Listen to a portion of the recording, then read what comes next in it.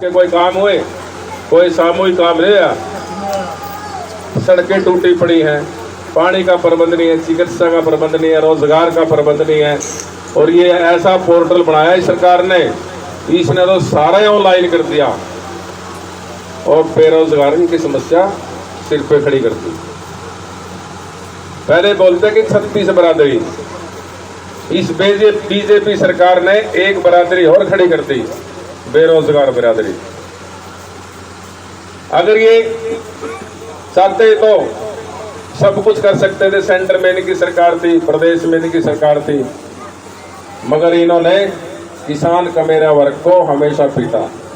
आपने देखा क्या क्या क्या नहीं किया हमारे खिलाफ इन्होंने। ज्यादा ने, आपको पता है कि तुगलकाबाद दिल्ली में हमारा गुरुघर भी इन्होंने तोड़ दिया।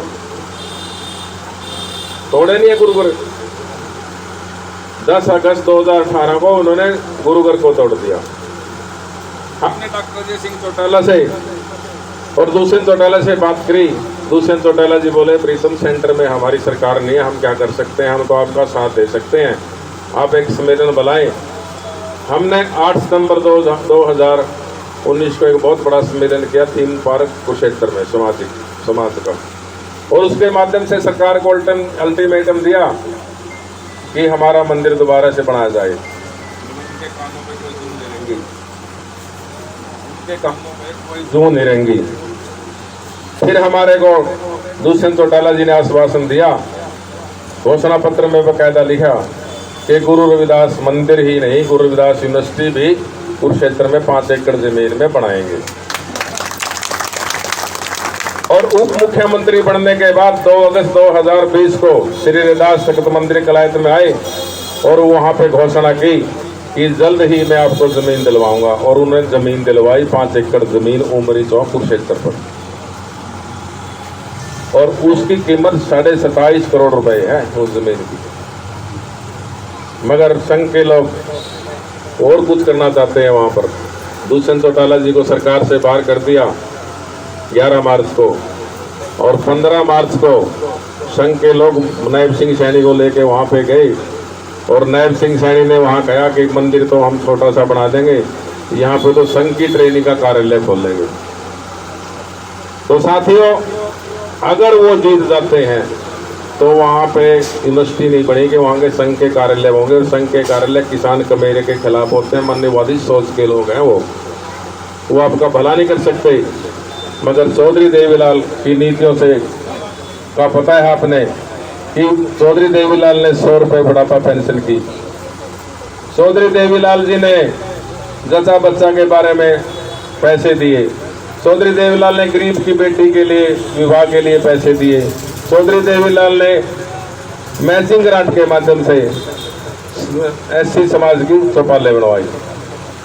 चौधरी देवीलाल ने अनेकों कार्य किए जो मेरे वर्ग और मजदूर के व्यापारी के हित में थे। पूंजीपतियों के खिलाफ थे चौधरी देवीलाल जी। और चौधरी देवीलाल की सोच पर डॉक्टर अजय सिंह चौटाला ने जननायक जनता पार्टी का गठन किया और दुष्यंत चौटाला जी को राजनीति में लेके आए। बुजुर्गों और नौजवान साथियों, मैं क्या क्या बताऊं चौधरी देवीलाल के बारे में सभी जानते हैं। रहबर आजम दीनबंधु सर छोटू राम के बारे में भी आप जानते हैं, और बाबा साहब के बारे में भी आप जानते हैं। अगर साहब कांशीराम दीन का मिशन नहीं चलता तो बाबा साहब का इतिहास नहीं आता। और बाबा साहब का जो इतिहास ले गए साहब कांशीराम जी लेके आए, बहन मायावती जी लेके आई, और उसके आगे बढ़ाने का काम भाई चंद्रशेखर आजाद जी कर रहे हैं। तो चंद्रशेखर आजाद की पार्टी का मैं नुमाइंदा हूं। आप मुझे आशीर्वाद देकर एमएलए बनाए। जैसे चंद्रशेखर जी लोकसभा में दहाड़ते हैं, ठीक उसी प्रकार से मैं विधानसभा में दहाड़ूंगा और आपके हकों की लड़ाई लड़ूंगा। और इस गूंगी बहरी सरकार को चलता करें और कमेरे और किसान की मजदूर की सरकार लेके आए। आप मुझे विधायक बनाएंगे, मैं वादा करता हूं, या गुरु रविदास मंदिर में मैं आपकी पगड़ी पे कभी आंच नहीं आने दूंगा। मैं छोटे का मान सम्मान करूंगा। महिलाओं का सत्कार करूंगा, छत्र करूंगा और हमेशा आपके बीच में रहकर विकास कार्यों की झड़ी लगा दूंगा।